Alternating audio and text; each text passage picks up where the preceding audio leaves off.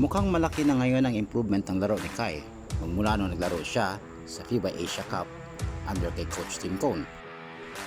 Pinagpatuloy ni Kai ang double-double performance sa pagtulong sa kanyang team na Yokohama 84-73 kontra Kawasaki sa Japan B-League.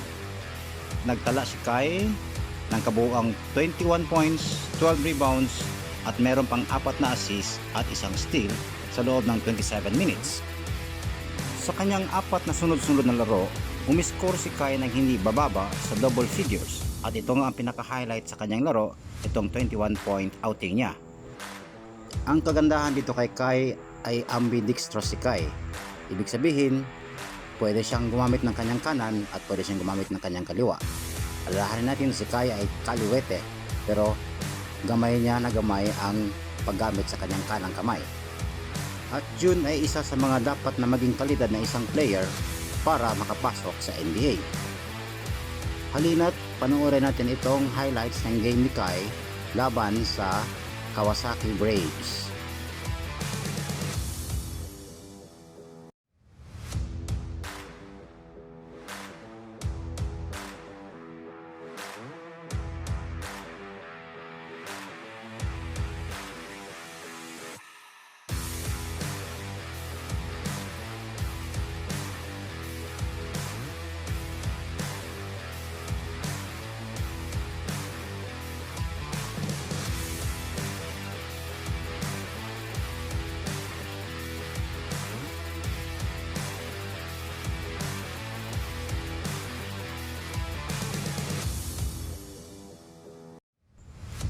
Kitang-kita sa laro na ito ang kakaibang liksi at sigla ni Kai sa kanyang laro. Lumalaban sa rebound at nakikipaggirian sa ilalim. At maganda rin ang kanyang mga hustle plays at tinatap niya ang bola patungo sa kanyang mga kasama. Ibig sabihin, extra ball possession ng kanilang kupunan na more chances of getting points. Patunay lamang ito na motivated ang bata. Maganda talaga mag-motivate ng player si Coach Tim Cone.